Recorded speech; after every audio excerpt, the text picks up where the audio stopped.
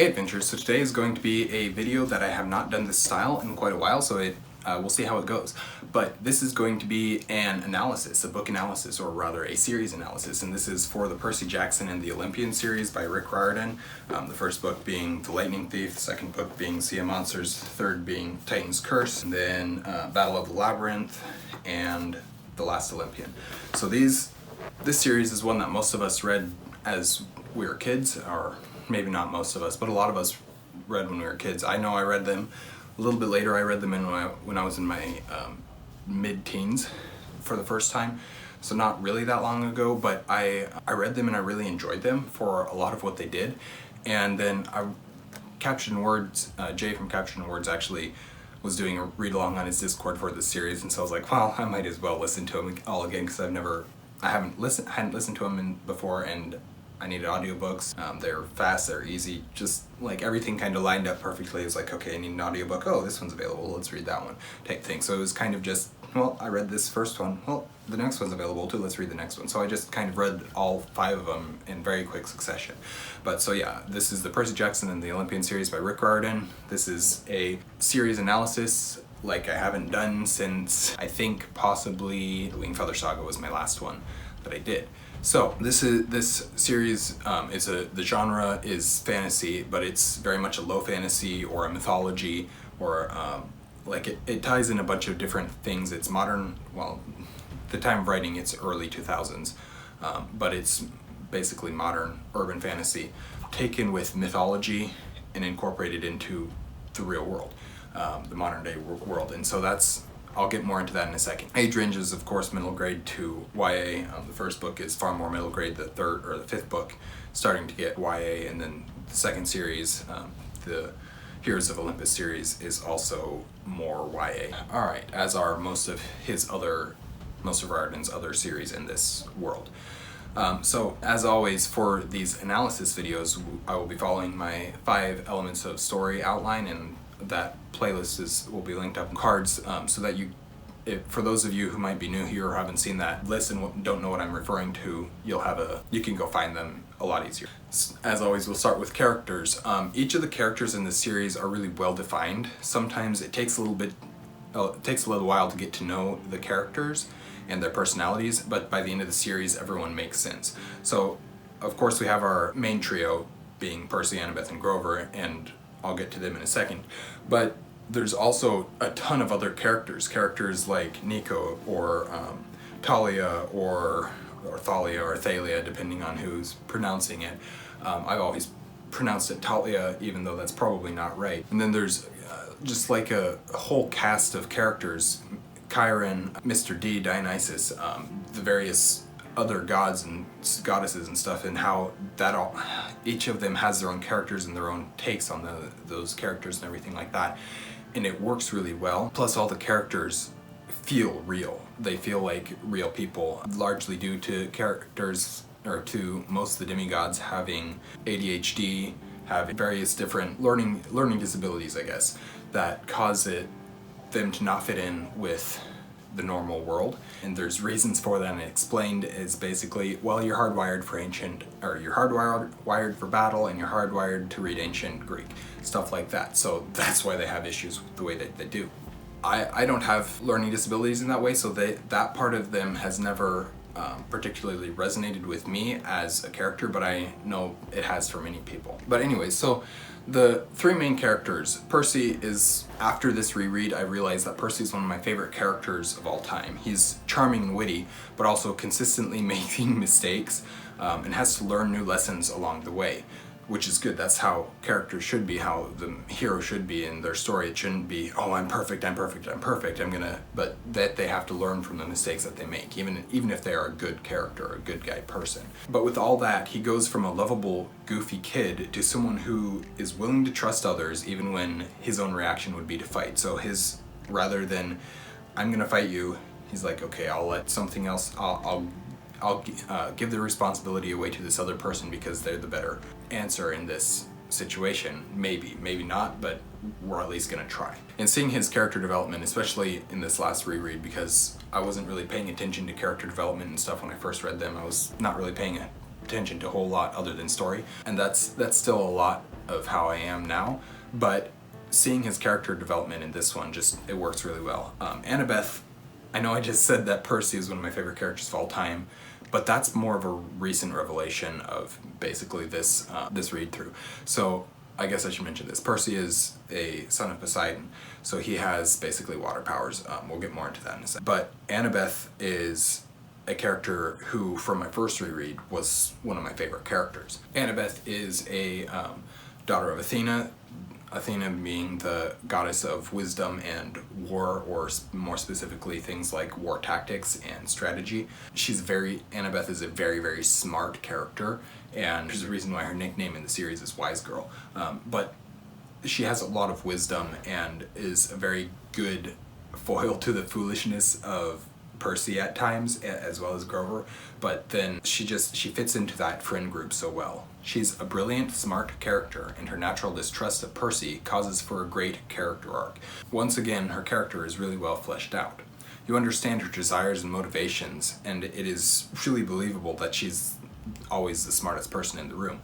Her motivations are really getting into spoiler territory, so I'm not going to go into them, but as they start being revealed, I think it's book 2 that they start slowly, you see them and you're like, wow, yeah, I'm starting to understand her, and it grows and continues. You start to understand her more and more as the series continues. Grover is much like Percy in the goofy kid way, but that adds to his charm, and a lot of times boundless goofiness does not add to a character's charm, in my opinion. It can, depending on the character, and in this case with Grover it does, but it's oftentimes we don't know what else to do with this character, so we're just going to make him always goofy, and that doesn't always work with characters for me.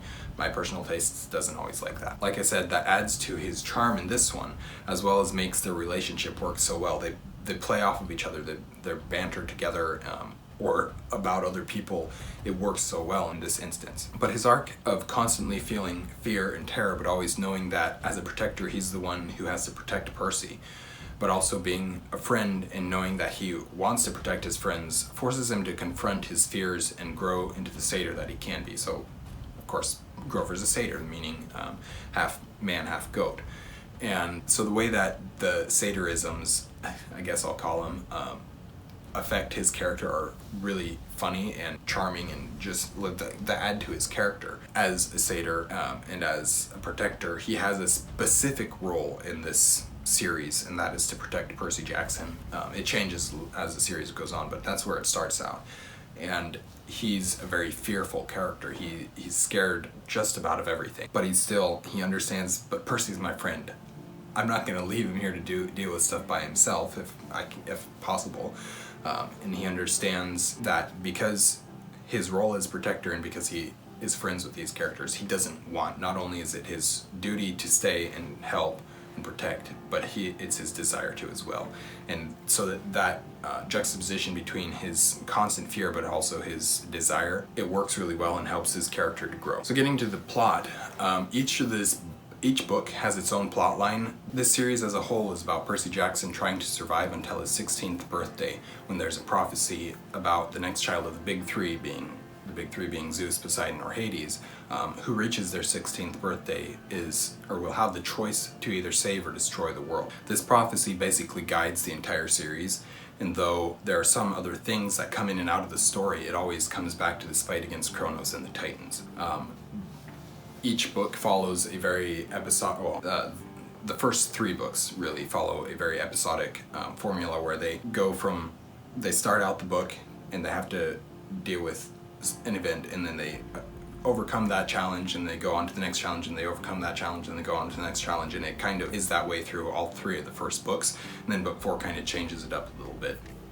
But that's also very reminiscent of classical mythology, Greek myths and stuff like that, so it also works with the series in the way that it's designed. The themes of this series, there's really a lot of them, but the ones that I specifically noticed, I guess, would be the family and friendships. They have issues with their family. All the demigods have issues with their families, and that's a major issue with this whole series, is the way that that affects things. And then friendship, the friendships between the characters, family and friendship is just a massive theme. Identity and deciding who you're going to be in many ways, as well as choice, and then honor. There's really just very generic themes in many ways, but at the same time the way they're utilized in this series is very well done.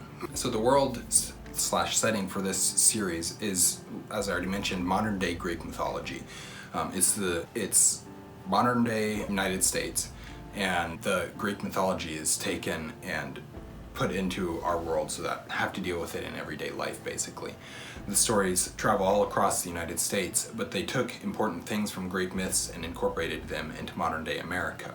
The gods move with the West is the idea of this series, where they used to be in Greece, which was the center of the West, and then now that the center of the West is America, that's where they're at. So things like the Mount Olympus is on top of the Empire State Building.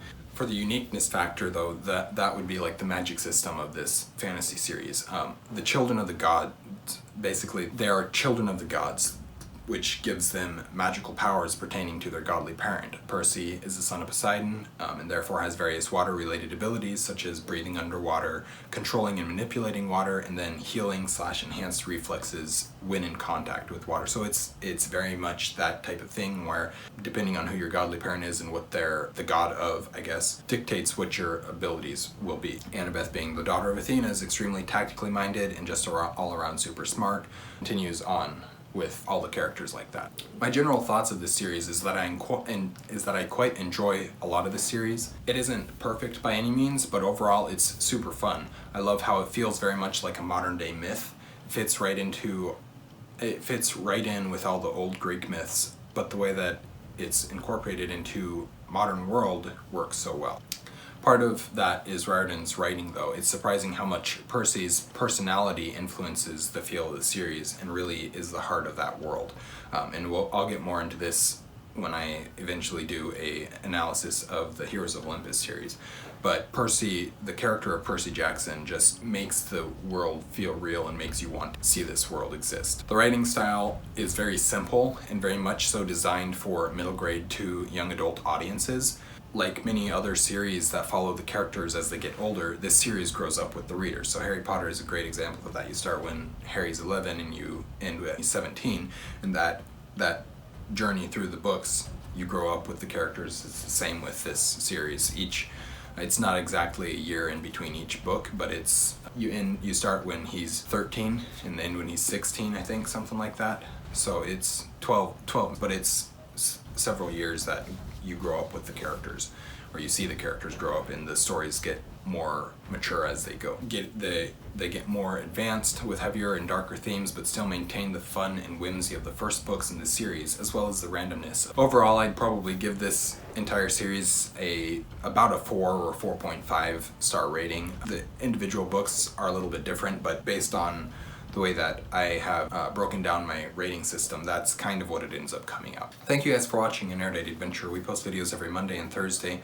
We have our social medias linked in the description down below. Please like, comment, and subscribe if you haven't already, and we'll see you guys again soon. Stay warm.